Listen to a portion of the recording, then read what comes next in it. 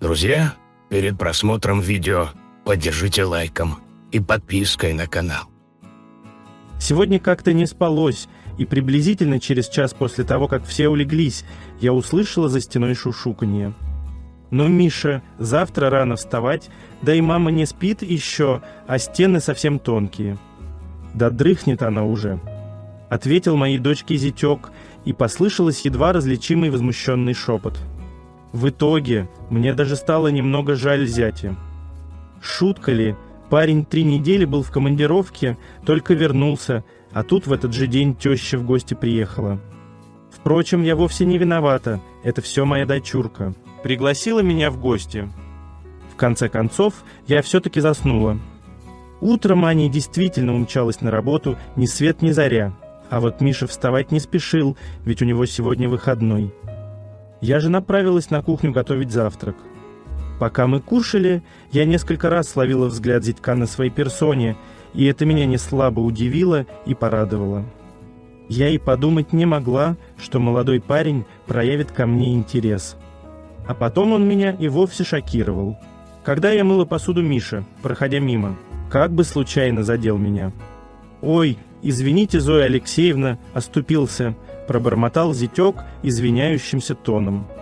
И тут я решила рискнуть и сказала: «Ничего страшного, даже приятно».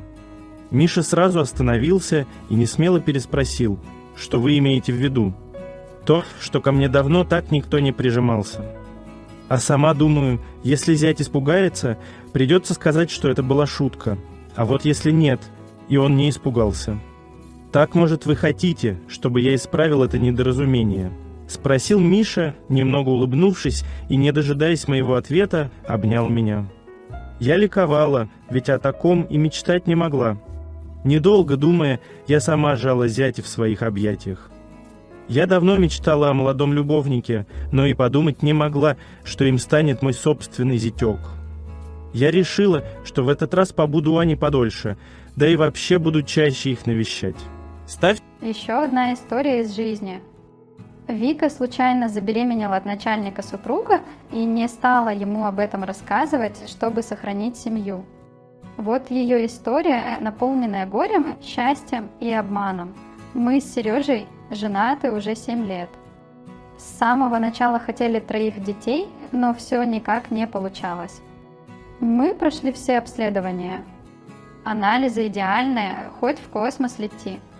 Врачи в один голос твердили: «Отпустите ситуацию. Все придет в свое время».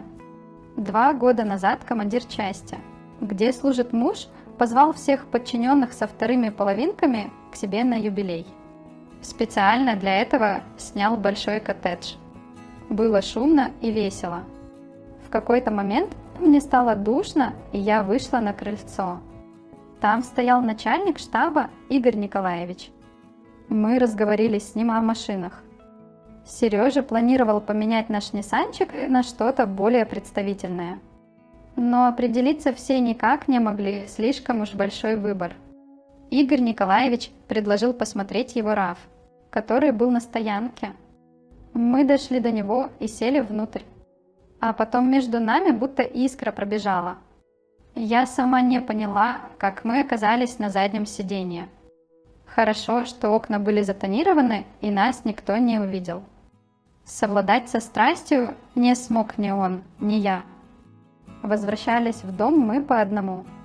Мне было стыдно за то, что произошло в машине. Я надеялась, что муж моего отсутствия не заметил и никаких последствий не будет. Сережа действительно был увлечен разговором со служивцем. Я села рядом и попросила его: «Давай поедем домой? Я что-то плохо себя чувствую». «Хорошо. Я только комбрига предупрежу», — легко согласился муж. Когда мы выходили из коттеджа, я поймала на себе задумчивый взгляд моего случайного любовника. Я тут же отвернулась, чтобы никто ничего не заподозрил. Через 3 недели меня начала мучить утренняя тошнота. Интуиция подсказывала, что это последствия моей прогулки со служивцем мужа.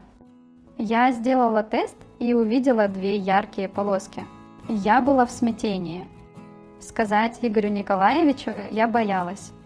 Его жена недавно родила. Врать мужу, что ребенок от него тоже не хотелось. Но и отказываться от долгожданного ребенка я не собиралась. В крайнем случае, я готова была развестись с Сережей и воспитывать его одна. Чтобы разобраться в себе, я уехала к маме в Кемерово. Рассказывать ей ничего не пришлось, так как она по одному моему утреннему виду поняла, в чем дело. И, не посоветовавшись со мной, она все рассказала Сереже. В тот же вечер он приехал ко мне с огромным букетом цветов. Счастливее него не было никого на свете. Я так и не осмелилась сказать, что ребенок не от него. Я пришла к мысли, что у малыша лучше воспитываться в полной семье, где есть мама и папа. К тому же я действительно любила мужа. Естественно, Сережа растрезвонил новость о моем интересном положении на работе. Через несколько дней мне пришла СМС от Игоря Николаевича. «Это мой ребенок?» Я ответила «нет». Через пару минут телефон снова пиликнул. «Никогда не ври старшим. Даже не думай делать аборт. Я буду помогать. А Сереге не говори ничего». Я расплакалась. Через 9 месяцев я родила здорового мальчика. Удивительно, но он очень похож на Сережу, те же красивые глаза и темные волосы. Мы назвали его Игорем.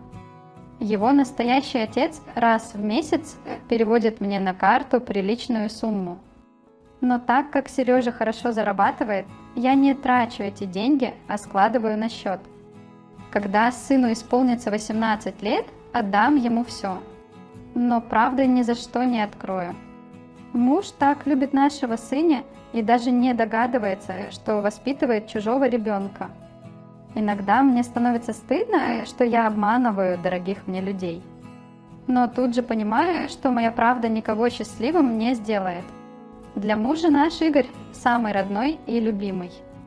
Я постараюсь стать самой лучшей матерью для сына и самой лучшей женой для супруга. И никогда в жизни больше не посмотрю налево. Еще одна история. Мой муж легко принял моего сына от первого брака. Воспитывает как своего собственного, сын его папой называет. Муж даже принял тот факт, что я не смогу больше иметь детей. Казалось бы, а о чем еще можно мечтать? Но вот его мать, да и в целом его семья ненавидит моего сына. Это очень считывается. Однажды праздновали у них Новый год. Внукам от мужниной сестры они подарили шикарные подарки. Люди состоятельные, моему сыну самые дешевые конфеты. Мне от них ничего вообще не нужно, но это было сделано намеренно, чтобы на контрасте показать, насколько он им неприятен. Недавно пришли к ним в гости без ребенка, чтобы не злить. И тут, как бы между прочим, свекровь с заловкой стали какого-то нотариуса обсуждать. Муж поинтересовался, а они совершенно спокойно сказали, что все имущество, а там сильно дофига имущества, они переписывают на заловку, а та пишет завещание на своих детей. Чтобы все родной крови досталось. Мне плевать на все их участки и квартиры, мне больно только за мужа. Он очень переживает, он очень любит мать и отца. А тут фактически его перестали членом семьи считать. И заловка глазами хлоп-хлоп якобы ни при чем.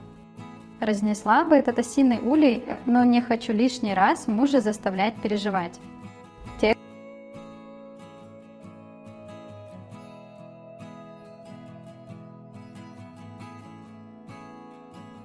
All right, everyone's presentations are done. Nick, the manager, said as he tried to move the discussion forward. Excuse me, I haven't. I recently found out something.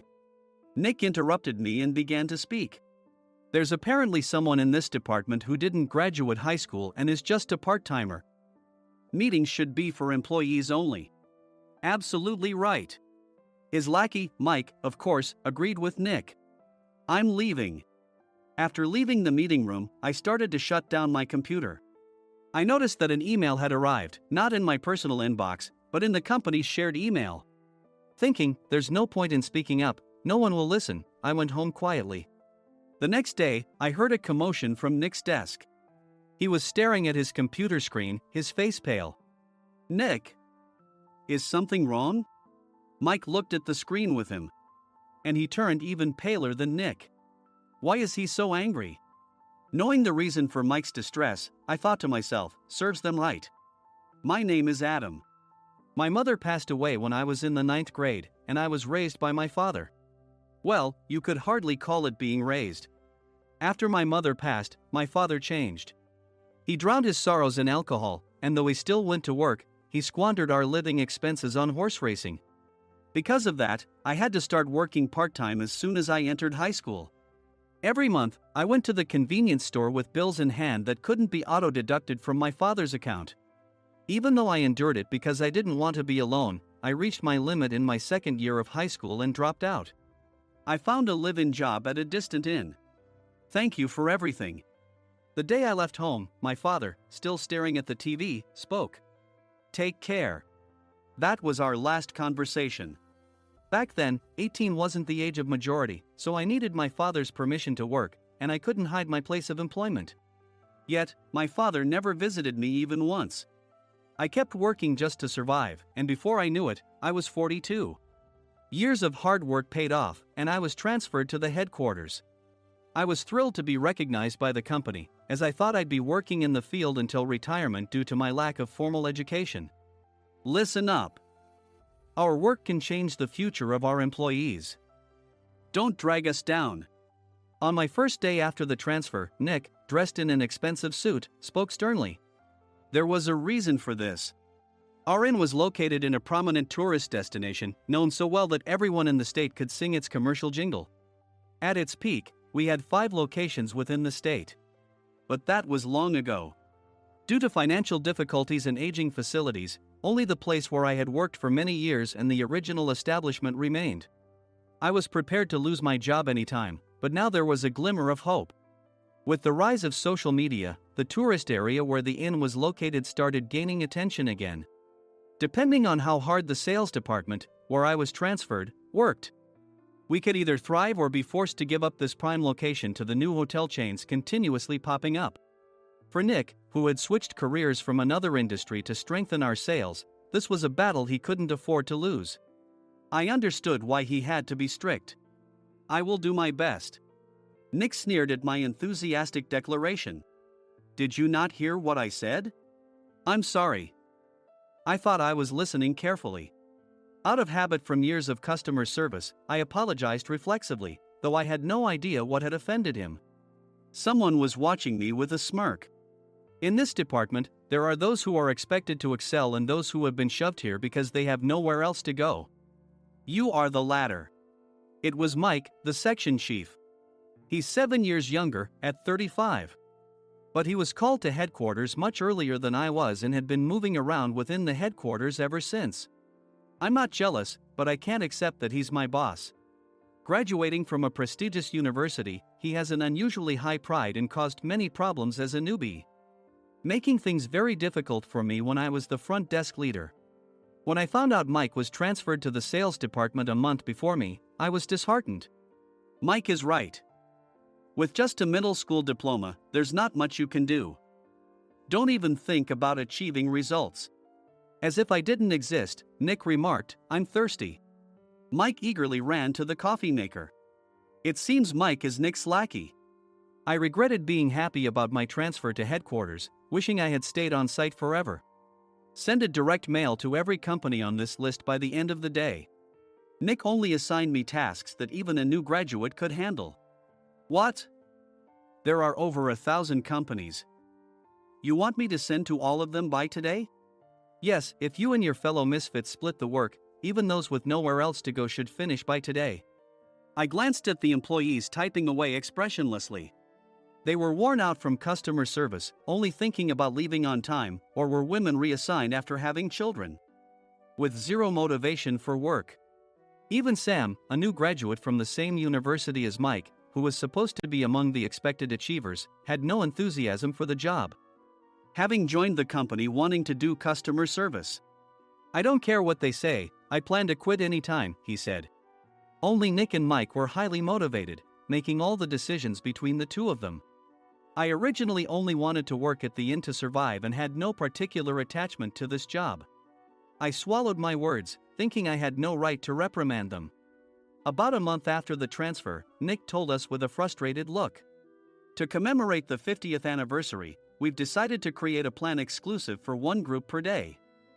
Originally, Mike and I were supposed to come up with it, but our president, Mr. Thompson, insists on hearing everyone's opinions. So, you all get a chance.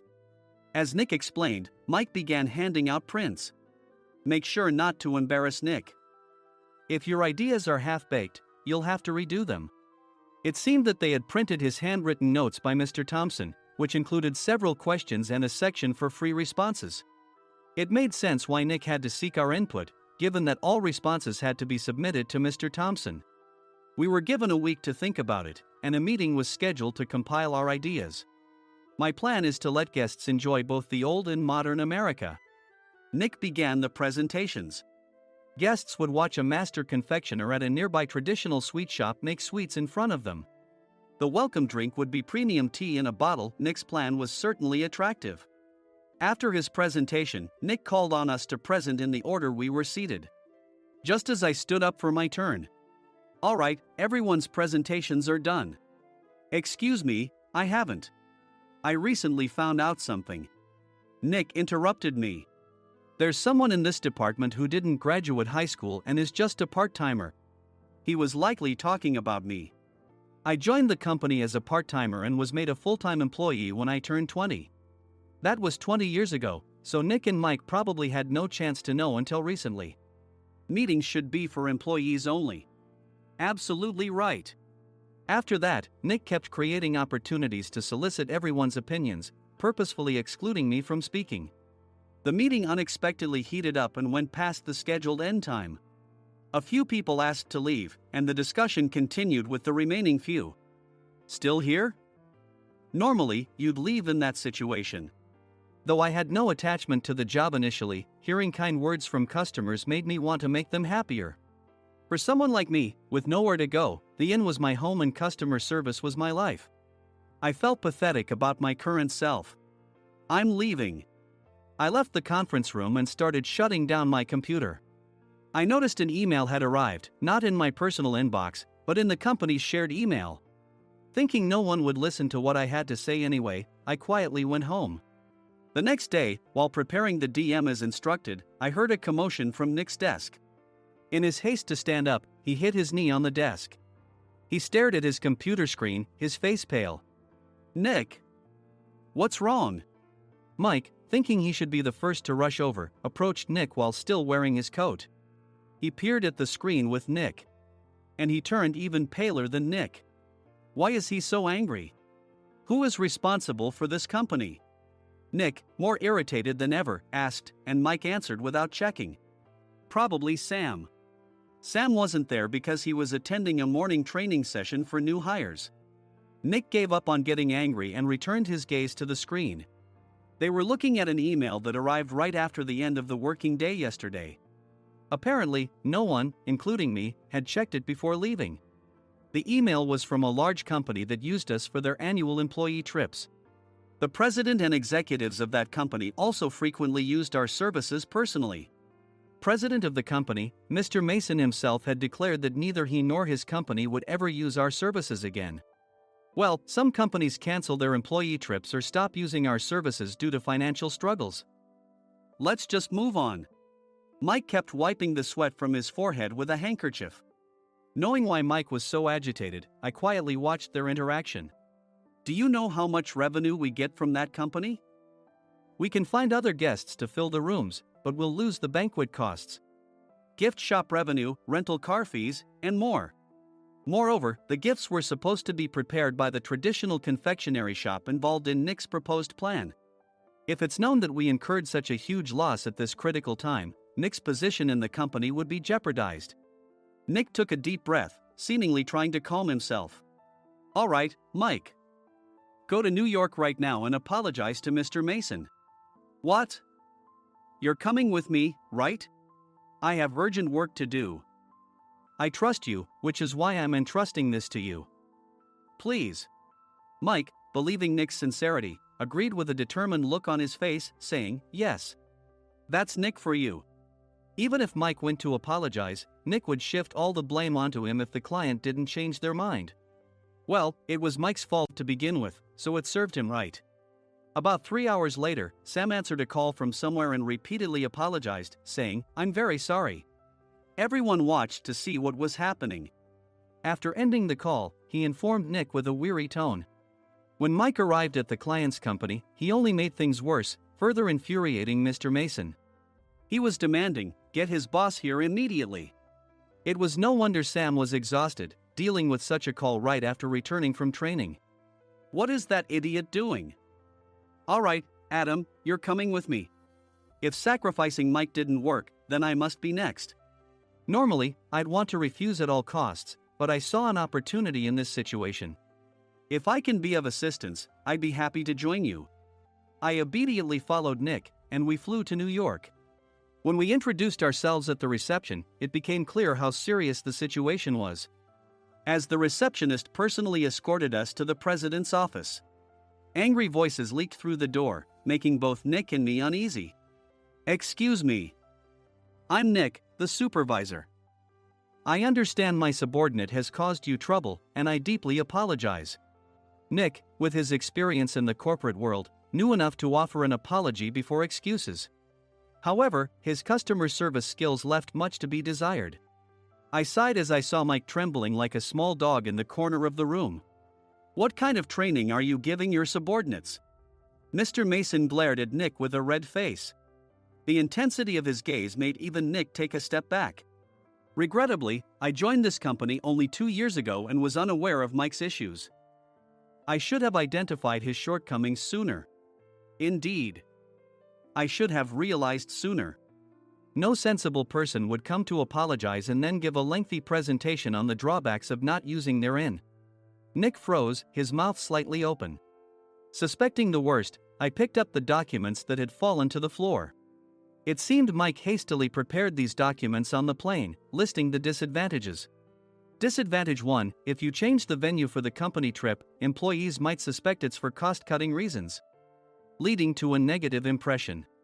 Reading it aloud half-jokingly, Nick snatched the papers from my hand and checked the contents with a furious expression. Among the stack of documents was a receipt from a nearby convenience store's copy machine. I felt a pang of dread, hoping he hadn't shown the receipt as well. What do you think he said when I asked what kind of nerve he had to do this? I'm very sorry. Faced with the dire situation, Nick must have thought there was nothing left to do but apologize. In a voice smaller than I'd ever heard from him, he uttered words of apology. He said, "I'm a Harvard graduate. I don't believe I said anything wrong." "Mike, what have you done?" Forgetting his plan to pin the blame on Mike, Nick yelled loudly, even in front of Mr. Mason. "I didn't do anything wrong." "You're still saying that? Look at him." Mike pointed at me with a shaking hand. "I was assigned to headquarters in my 20s and now I'm a section chief. This guy only made it to headquarters at 42. Everything I've done proves I was right. So why are we losing the contract?" Having said his piece, Mike collapsed to the floor. "Of course. You were sent there because you had nowhere else to go." Mike never expected to hear such words from someone he looked down upon. He lunged at me, and Nick hurriedly stepped in to stop him. "Mr. Thompson told me Mike is a quick thinker, and to take good care of him." There's no way he was pushed aside. "Don't make things worse here. He didn't say quick thinker, he said only quick-witted, didn't he?"